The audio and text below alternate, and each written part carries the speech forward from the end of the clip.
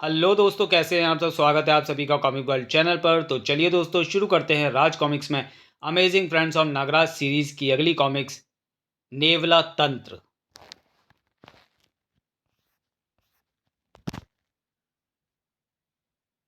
मुख पृष्ठ नेवला तंत्र, हेमंत कुमार और अब्दुल राशिद द्वारा।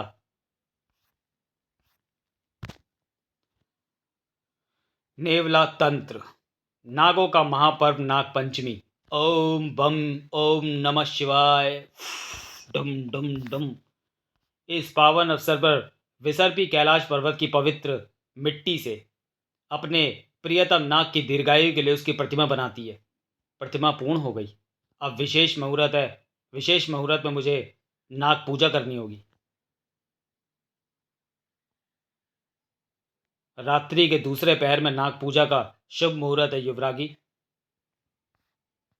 लेकिन ये आपका क्या तात्पर्य? लेकिन से आपका क्या तात्पर्य नागाचार्य दक्ष? मैं नागराज पर संकट के बादल मंडराते देख रहा हूँ। विसर्पी के रहते उसके नाग पर कोई संकट नहीं आ सकता नागाचार्य। मैं आपके पराक्रम से परिचित हूँ युवराक्षी, परंतु ये संकट नागराज की कुंडली में है। मैं नागराज की कुंडली के योग बदल डालूंगी निसंदेह, परंतु उसके लिए तो मैं नागराज की प्रतिमा के आगे अखंड विषदीप प्रज्वलित करना होगा। अपने नाग के लिए उस महा नागिन ने अखंड विषदीप प्रज्वलित किया और उसकी रक्षा के लिए अपने नाग की प्रतिमा के आगे कुंडली मारकर बैठ गई। अपने नाग के लिए ये नागिन कुछ भी करेगी। वह रहा नागराज। यह नकुल शक्ति उसका अंत कर डालेगी।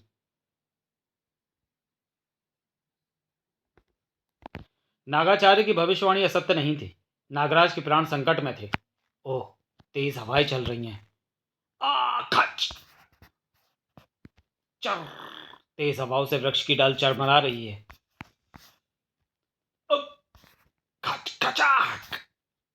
सर्वशक्तिशालियों का हृदय भी अपने प्रिय की कुशलता के लिए आशंकित रहता है। कहीं नागराज संकट में तो नहीं? विसर्पी की शंका निराधार नहीं थी। लगता है मर गया। नहीं, आचार्य दक्ष, ये अनिष्ट का संकेत है युवरागी। कैसा अनिष्ट? नागराज की कुंडली में मृत्यु योग था। शायद हम उसे टाल ना सके। अपनी बाड़ी को विराम दो नागाचार्य। नागराज पूरी तरह कुशल होगा। हे विधाता, ऐसा ही हो। मृत्यु को नागराज से टकराने से पहले विसर्पी से मुकाबला करना होगा नागाचार्य। हम अभी तुम्हें नागराज की कुशलता का समाचार लाकर देते हैं। विसर्पी निकल चुकी थी नागराज की कुशलता का समाचार लाने। तुकुर तुकुर तुकुर तुकुर तुकुर।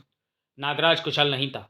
लगता है इसे हमारी योजना का पता चल गया, इसलिए इसने आत्मलिंग किसी सुरक्षित स्थान पर छुपा दिया। शीघ्र ही इसके वक्ष में धसी नकुल शक्ति इसका अंत कर डालेगी। फिर हमें आत्मलिंग का पता कौन बताएगा नौकाल? नागराज में देव कालजयी का विष है। इसकी मृत्यु में अभी समय लगेगा नाकुश नांकुश। कितना समय है इसकी मृत्यु में नौकाल? 1 मास। नागराज की मृत्यु का समय निश्चित हो चुका था और विसर्पी नागराज के जीवन संकेत खोज रही थी।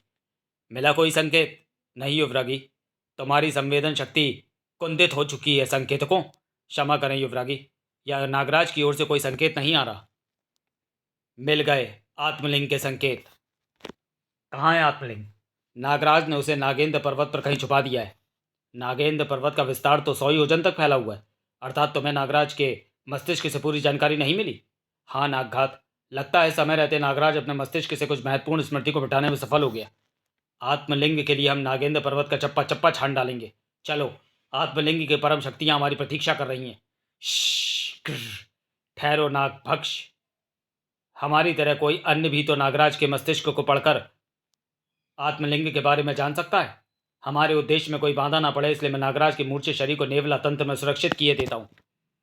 मरणासन नागराज को नेवला तंत्र में सुरक्षित करके आत्मलिंग की खोज में चल पड़े थे वो भयंकर नकुल पंचक। इधर के विसर्पी नेवला तंत्र को तो खोज चुकी थी, लेकिन अभी उसे नागराज दृष्टिगोचर नहीं हुआ था। तुम्हारी उग्रता देखकर विश्वास हो गया कि तुम मुझे उस तक नहीं पहुंचने देना चाहते जिसकी मैं तलाश में हूं। ओह, तुम साधारण लेवले नहीं हो। Fuck fuck fuck. और तो तुम भी ये जान लो कि विसर्पी भी साधारण नागिन नहीं है। हुश! ओह, इन तंत्र नेवलों की संख्या तो बढ़ती ही जा रही है। सड़ाक! कर्र! आह! आज तुम्हें बताएगी विसर्पी की उसके आभूषण केवल शोभा की वस्तु नहीं है, खच खचा खच, बल्कि एक घातक हथियार भी हैं। ओह, तुम अपना शिकार आकार बढ़ा रहे हो। मुझे भी अपना आकार बढ़ाना होगा। ओम कर्र! फिश! तेरा जबड़ा इतना मजबूत नहीं कि जो इस नागिन को चबा सके, और ना ही तेरा हाजमा इतना अच्छा है कि तू मेरे विष को हजम कर सके। मेरी इच्छाधारी शक्ति मुझे आभास करा रही है कि तुम यहीं कहीं हो नागराज। मुझे संकेत भेजो नागराज। तुम कहाँ हो नागराज? विसर्पी! नागराज! विसर्पी को नागराज के संकेत तो मिल रहे थे, लेकिन नागराज दृष्टिगोचर नहीं हो रहा था। मेरी शक्तियों को भ्रम नहीं हो सकता नागराज। तुम यहीं हो। तुम मेरे सामने क्यों नहीं आते? जिन भयंकर नेवलों से मेरा युद्ध हुआ उनमें तंत्र शक्ति विद्यमान थी। अवश्य तुम किसी षड्यंत्र का शिकार हुए हो नागराज। मेरी शक्ति शाली मणि उस षड्यंत्र को उजागर कर देगी। जी जी! नागराज! नागराज उठो! बताओ तुम्हें इस हाल में किसने पहुंचाया? ओह, ये ये तो नकुल शक्ति है। ये नागराज की प्राण शक्ति सोख रही है, और इसे नागराज के बख्शे से निकालना आसान कार्य नहीं है। जो भी नागराज की इस हालत का जिम्मेदार है, यह नागिन उसे जीवित नहीं छोड़ेगी। मुझे नागराज की आंखों में झांकना होगा। विसर्पी नागपंचमी की पूजा के लिए मेरी प्रतीक्षा कर रही होगी। मुझे शीघ्र उसके पास पहुंचना होगा। देव कालजयी, आप क्या आज्ञा है मेरे लिए? हमें एक अत्यंत महत्वपूर्ण कार्यवश तुम्हारे पास आना पड़ा। आदेश कीजिए। यह भगवान शिव की अविनाशी शक्तियों से युक्त आत्मलिंग है।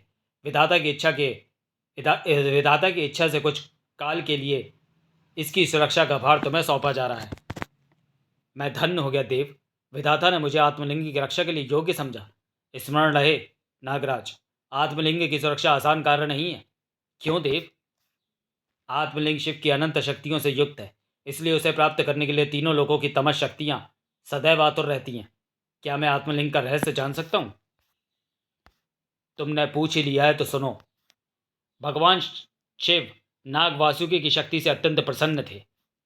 वासुकी, हम तुम्हारी शक्ति और सेवा से अत्यंत प्रसन्न हैं, इसलिए हम तुम्हें अपनी अनंत और अविनाशी शक्तियों से युक्त यह आत्मलिंग प्रदान करते हैं। यह आत्मलिंग मेरे किस काम का है प्रभु? इसका धारक हमारे ही समान शक्ति संपन्न हो जाएगा।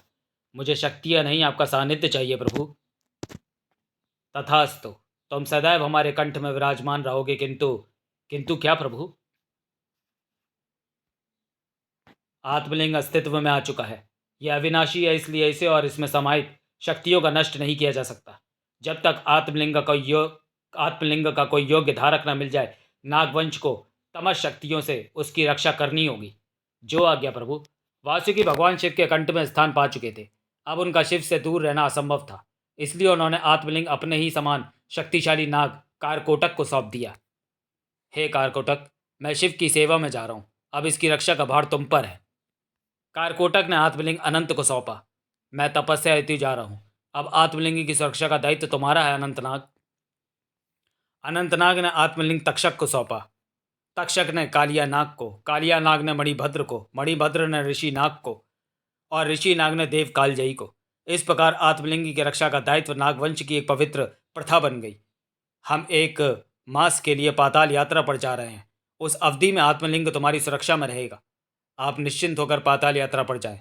मैं अपने प्राण देकर भी आत्मलिंग की रक्षा करूंगा। तेरे प्राण संकट में है नागराज। कालजयी ने आत्मलिंग नागराज के हाथों में नहीं, यूं समझो नकुल पंचक के हाथों में ही जब सौंप दिया। नागराज, तुम्हारे प्राण संकट में है। नौकाल और उसके साथी तुमसे आत्मलिंग प्राप्त करना चाहते हैं। ओह, नाग संकेत! मुझे आत्मलिंग किसी सुरक्षित स्थान पर छुपाकर उन दुष्ट नकल पंचकों को सबक सिखाना होगा, और वह सुरक्षित स्थान नागेंद्र पर्वत है। अब मुझे सुरक्षा की दृष्टि से अपने मस्तिष्क से उस अत्यंत गोपनीय स्थान की स्मृति को भी मिटाना होगा जहां मैंने आत्मलिंग छुपाया है। उसके बाद जो हुआ उसे नागिन सहन न कर सकी। नहीं! दुष्टों, तुम्हारा खून पी जाएगी विसर्पी। विसर्पी की आंखों में छप चुकी थी नकल पंचकों की तस्वीर। उतर आया था उस नागिन की आंखों में खून। शैतानों, तुम्हारे छुपने के लिए अब पृथ्वी कम पड़ेगी। उधर नागेंद्र पर्वत की खाक छान रहे थे नकुल पंचक। यहाँ भी नहीं। आखिर कहाँ छुपाया है उस जहरीले नाग ने आत्मलिंग को? मेरी तंत्र शक्तियाँ किसी इच्छाधारी नागिन के यहाँ होने का संकेत दे रही हैं। क्या हुआ नौकाल, तुम किस सोच में पड़ गए? एक इच्छाधारी नगन हमारा पीछा कर रही है। निश्चित ही वो हमसे अपने नाग की दुर्दशा का प्रतिशोध लेना चाहती है। केवल एक नागिन हम पांचों से प्रतिशोध लेगी, जो ब्रह्मांड की सबसे परम शक्ति को प्राप्त करने ही वाले हैं। चोट खाई हुई नागिन बहुत खतरनाक होती है नेवलम, और हमने उसके नाग को मृत्यु के दौर तक पहुंचाकर उसके हृदय पर चोट की है। हम पांचों की तस्वीर उसकी आंखों में छप चुकी होगी। अब वह जीते जी हमारा पीछा नहीं छोड़ेगी। फिर तो उसे मारना ही होगा। उसे मारने के लिए हमें छुपना होगा। यही तो थे वो पांचों शैतान। कहाँ गए? अपने बिल से बाहर निकलो चूहों। आह! हा हा हा हा हा। अच्छा हुआ तू मरने के लिए खुद चलकर यहाँ आ गई, नहीं तो तुझे ढूंढ कर मारना पड़ता। अब देर किस बात की नौकाल, अभी इस नागिन का सिर धड़ से अलग किए देते हैं। ठहरो नागघात। इच्छाधारी नागिनों में कई दिव्य शक्तियां होती हैं। यह आसानी से नहीं मरेगी। इसे चिता में जलाना होगा। तो मैं मौत के घाट उतारने के लिए मौत की सीमाओं को लांघकर आ जाएगी विसर्पी। सच चुकी थी विसर्पी की चिता। मेरी आंखों में तुम्हारी तस्वीरें छप चुकी हैं। अब तुम में से कोई नहीं बचेगा। चिता में भस्म हो जाने के बाद न तेरी आंखें रहेंगी, न उसमें छपी हमारी तस्वीरें। हा हा हा हा हा हा। भस्म हो गई नागिन, और उसके साथ ही भस्म हो गया उसका प्रतिशोध। अब आत्मलिंग और हमारे बीच की अंतिम बाधा भी समाप्त हो गई। अब हमें परम शक्ति को प्राप्त करने से कोई नहीं रोक सकता। हम अपनी अपनी शक्तियों से अलग अलग दिशाओं में खोजेंगे आत्मलिंग को। सबसे पहले नांकुश पहुंचा आत्मलिंग तक। अद्भुत! ऐसा लगता है जैसे आत्मलिंग स्वयं अपने धारक के पास चलकर आ गया हो। साक! तू जो भी है, यह अंकुश तुझे गुलाम बना देगा।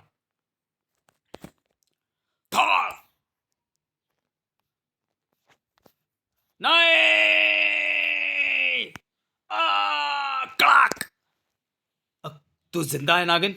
तुझे यह कैसे पता चला कि हम नकुल पंचकों की मृत्यु केवल हमारे ही अस्त्रों से हो सकती है? यह रहस्य तो मुझे अभी तुझसे ही पता चला है। चल, मृत्यु से पहले तूने एक अच्छा काम तो किया। ये मैंने किया? मुझे क्षमा करना नौकाल, मुझे बहुत गिलानी हो रही है। मैंने तुम सबके प्राण संकट में डाल दिए।